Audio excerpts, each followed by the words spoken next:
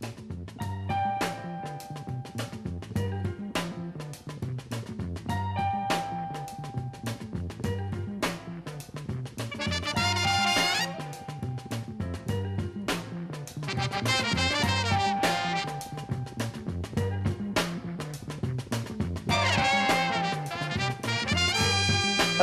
I'm WT Edmonson and welcome to Focus.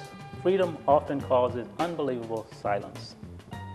Our guest today is Reverend Cassandra Gould. She is the new pastor at Quinn Chapel AME Church here in Jefferson City.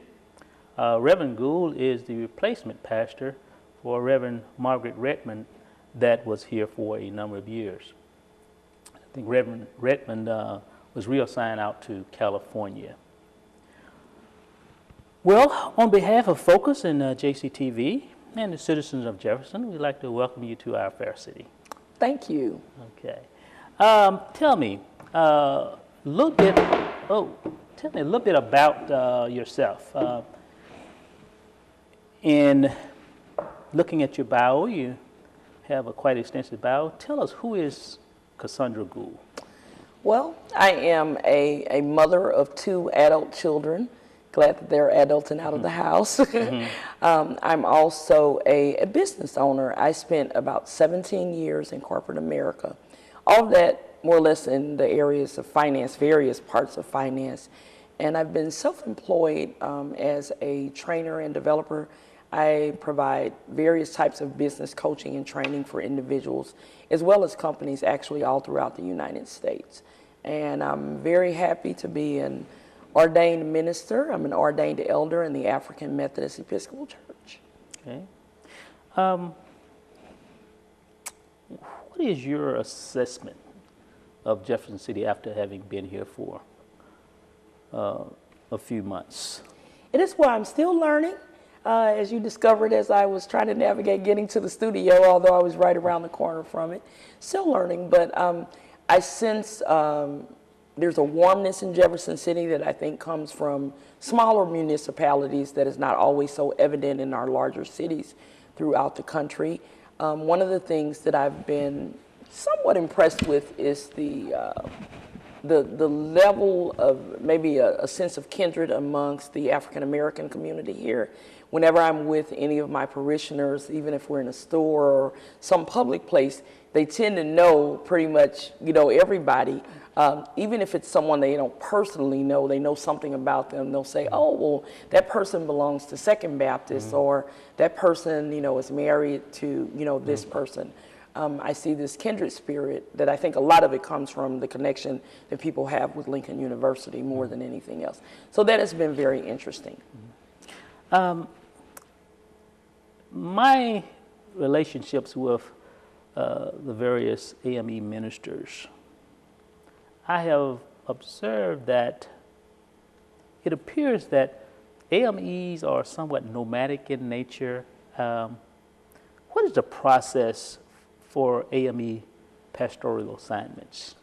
And first I'll speak to just kind of the word used about being a little nomadic. It actually, it's a culture of that. Any of the itinerant systems, any of your Episcopal-led denominations, including United Methodist, Lutheran, the Episcopal Church, it's itinerant ministry.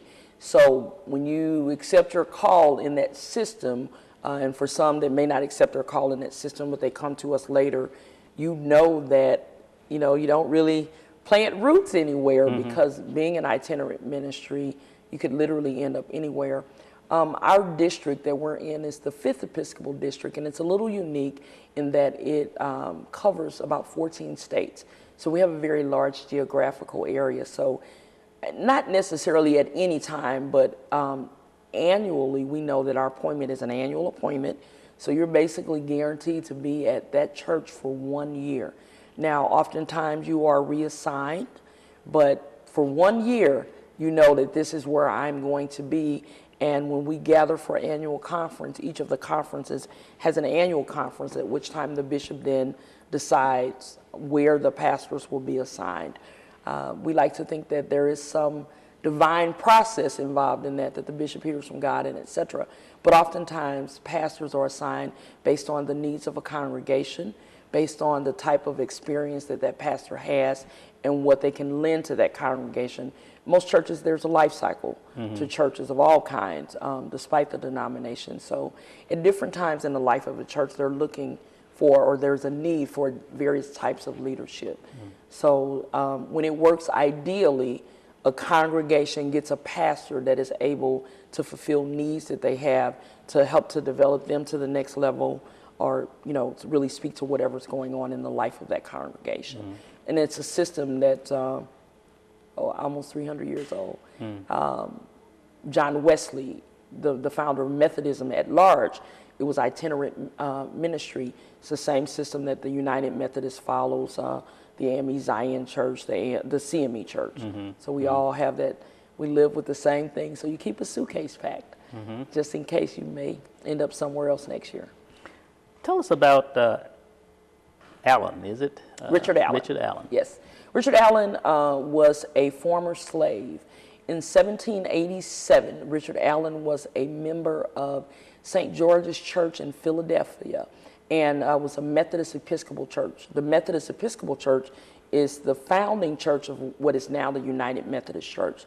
The United Methodist Church was not founded until about 1968, actually, but that is what we all come out of. And he was a member in full standing of that church, was a licensed minister, occasionally got to preach, and etc. It was a particular Sunday that he's at the altar with another group of African Americans, some free, some slaves, and they were only allowed to pray for a very short amount of time, and they were literally pulled up, as history records it, from the altar. And as he was pulled up from the altar, him along with Absalom Jones, who becomes one of the founders of the Episcopal Church, they all walk out and they decide that they can get their own vine and fig tree. Now, the African Methodist Episcopal Church was not founded in opposition. There was not a theological difference, but just as our own place to worship. So that is why, in many respects, our doctrine and discipline still looks like basically what the United Methodist Church follows, because there was not a theological dispute. It was more of a sociological dispute. And there has been numerous splits in some of the other denominations as well. Absolutely. And oftentimes, though, it is because there is some theological difference or difference in doctrine, and we still maintain the same doctrine. When Richard Allen died, he still had standing in the Methodist Episcopal Church. In fact, it was a Methodist Episcopal that came to ordain him and helped to consecrate him bishop when he became the first bishop of the AME Church. Okay. Describe the type of clergy that you are and that you seek to be here in Jefferson City. Well, I seek to be a person that, first of all, obviously my first responsibility, as with any effective pastor, is those that I minister to, those that I have charge for. But one of the things that I guess I was a little taken back by is that Quinn was not as visible in the community. While we have ties to the community, one of the things that we still seek to establish is more outreach in the community. So part of my passion is to help those that others are maybe not helping, help those that have the voices that are the quietest, or those that don't really know that they have a voice. So to advocate for others that are in need. They may not represent the demographics of my congregation, but I know that there are social ills in Jefferson City, just like there are, in any other city. Maybe in a larger city like St. Louis, they're at a greater proportion, but there's still those, what we like to call the least of those, that still have a need. So I seek to be a voice for those people, to be able to advocate for some of those issues. Oftentimes, I think those are the issues that are just hushed and nobody's talking about them. So, and those are the people that need someone to speak up for them. So that is what I seek to do while I'm here more than anything else. Okay. Well, I would like to publicly invite you to, there is a local group of clergy as well as lay people meeting, and under the umbrella of Jefferson City Congregations Uniting. Okay. And that your statement there about touching on some issues that may be kind of pushed to the side. Those are some of the things that this group will hope to address. Absolutely. Get into. Well, So absolutely love to be a part I of could that. definitely invite you to one of those meetings. From observation, I've had relationship with your Reverend Beatty, Reverend Redmond, and now you're there. Okay. Over time. And one of the things that I have noticed is that AME ministers seem to have a calling of social justice and activism. It appears to be within the DNA of AME ministers. Tell me a little bit about that. Absolutely. I think that's part of ontologically who we are.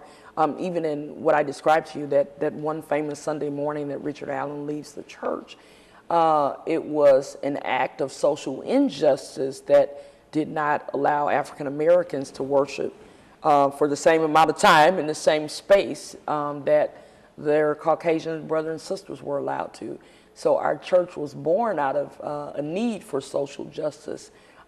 As I understand the gospel, that was what the ministry of Jesus was about. And even if you look in the Old Testament, one of my favorite scriptures, Micah 6:8, says, "What is required to do justice, have mercy, and walk humbly with God?"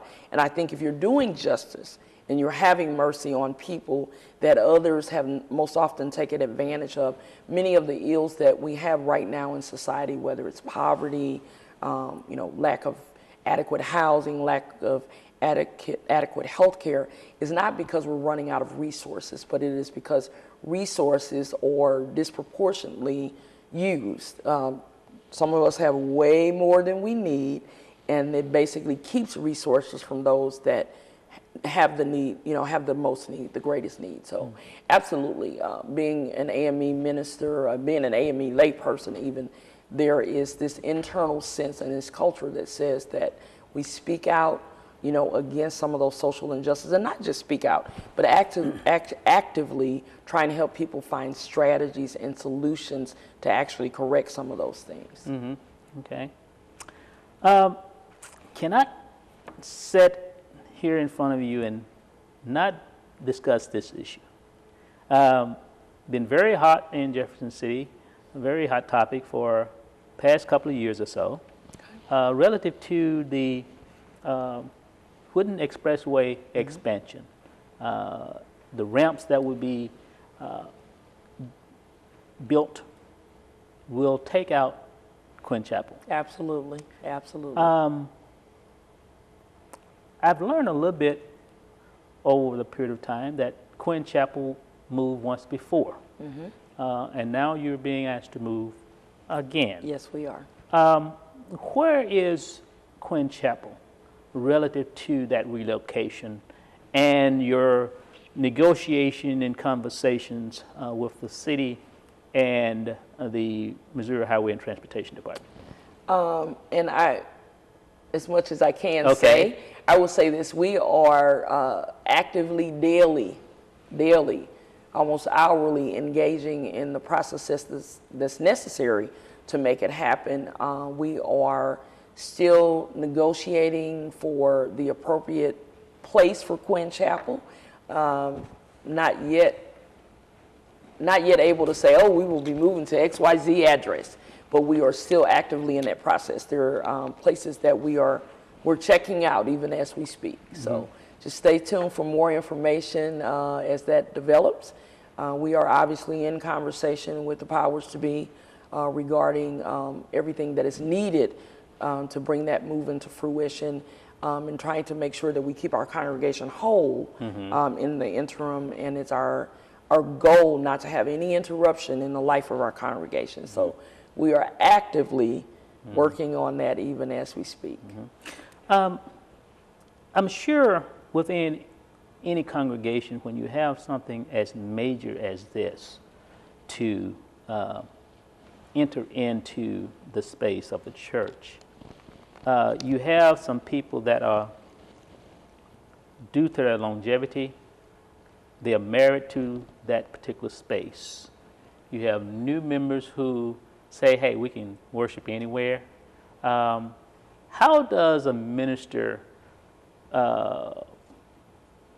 bring those two together to say that the situation is this, where everyone walks away whole? And I have been very actively, even from an academic standpoint, and engaging with others literally throughout the country, those that have moved. There's a particular minister in Baltimore, Bishop Walter Scott Thomas, and I hope I didn't mess his name up. Had an opportunity actually to spend a day with him. He's moved his congregation, New Psalmist, 3 times, huge congregation. I think they are now on like, I don't know, 50 acres or something, but actively engaging those that have expertise and experience in what it means to transition a congregation. So one of the things that I've discovered is that you have to allow everyone to put whatever their feelings are. We've had very open, very honest meetings. We know that moving it's not an option. I think we're in a unique situation because it's not a situation where the pastor has come and said, hey, it's time to move, let's build a new church. Oftentimes when that happens, you get, tug of war. Right. Well, we don't need to move, we can't afford to move in, etc. But this is a situation that's inevitable.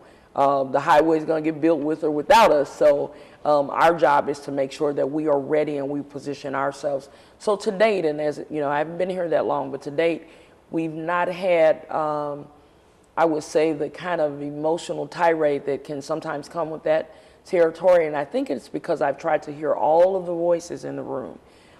We are prepared to even some of the furnishings that are near and dear to people. We have a list of those, and that was actually started with Reverend Redmond. Mm-hmm. These are some things that wherever we go, we will make sure that they're incorporated into the new design. Mm-hmm. What I have planned is, as I said to my congregation, almost a month of funeralizing, because I understand this is the place that people have been married. This is the place that some people feel that they met God. People have buried their loved ones at this place. So there is a lot of emotional attachment to the building. But I think that we are preparing in a way, not just myself, but with the relocation team and the trustees, that we're preparing in a way for all of that. Now, will everybody leave there like, oh, yay? Probably not, because it's humanly impossible to please everyone totally. But I think everybody will leave with some sense of closure, because it is my desire to be extremely intentional about that. The process of the bishop deciding who will come to Jefferson City to shore up Quinn Chapel, knowing that Quinn Chapel is in the midst of having to relocate, was that conversation or was that knowledge beforehand, before you said you will be there? Now obviously they had conversation because at the end of the day, unlike in a congregational church where the deacons interview the pastor and etc., those decisions are made literally more or less even in absence of the pastor. The bishop takes into consideration where the congregation is. Bishop, after having a conversation with the previous pastor, one of the decisions that, as I was told, one of the reasons that a new pastor was allowed to come in was where we were in the process. We were in a process where everything was on paper, and we had not chosen a location. And I can't, I am saying this publicly, but I am sure that I will be here unless, I don't know, some divine intervention. I will be here until this new church is up and beyond. One of the reasons why it was a good opportunity for another pastor to come in is because we had not started the physical process of moving. There was not a location identified at that point. And Reverend Redmond, because of her business acumen and her diligence to the process, everything that needed to be in writing, all of the pre-construction work was really done and done very well. So I'm very satisfied with what I found, access to all of the records. So it was easy to come in and follow someone that had a good sense of business. I think, based on a small conversation that I had with the bishop, while I have not built a church, my managerial experience, my experience in corporate America, my sense of responsibility was part of all of the decision and having me to come and be the person to take it from paper to an actual building. Okay, okay. Now, Jefferson City, as does all communities, have its share of issues. You spoke to it, touched on that briefly. What are a few of your immediate goals relative to Quinn Chapel's role in making Jefferson City a better place? One of the things that I see that I have a congregation of people that are, I think, in some senses, uniquely qualified to advocate on behalf of others. More than 95% of my parishioners are college educated, many of them with graduate level educations. Again, because of the connection, most of them are here somehow related to Lincoln University. So it is a situation where you have this group of parishioners that, because of their education, because of their professional backgrounds, and because of their access, I'll say, to powers to be, we are in a position to be advocates. So part of what some of our, not even necessarily long-range goals are, but I'll call it mid-range goals, probably over the next 12 months more than anything else, is to actually create avenues, build relationships with those, be it in city government. We have a lot of parishioners that work for various state agencies and et cetera, so that we can, and also to build relationships within the community for those that fall below those norms, those that, even though they may live in walking distance to the university, have no desire or maybe no means of even accessing the education there.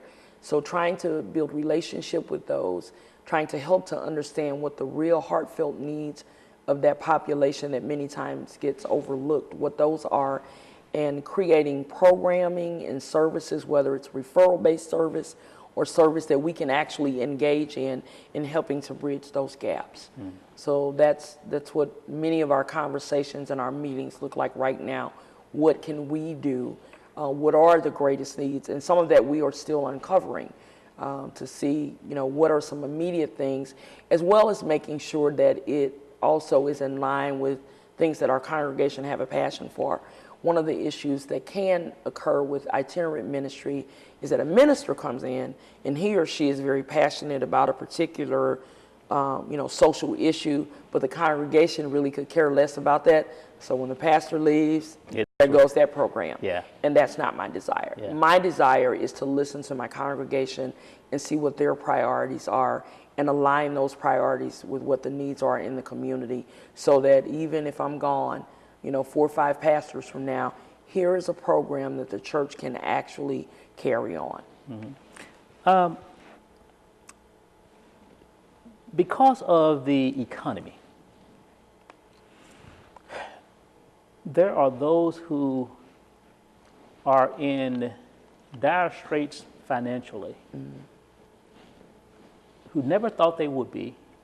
Absolutely. And if they are in that situation, we know what's happening to those who were on the bottom to start with. How does a church, a pastor, a congregation, a minister go about assessing that and then being able to impact a situation that is so dire that people don't want to talk about it because I've never had to ask for help before.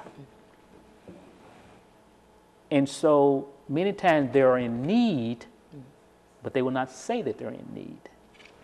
And then you have those who really don't need, but they're asked quite frequently. How do you deal with that? I think I am a realist, as I often tell my congregation. So one of the things that I've been able to do, and I I think well in the short amount of time that I've been here, is to also build relationship with parishioners and to try and create a sense of family.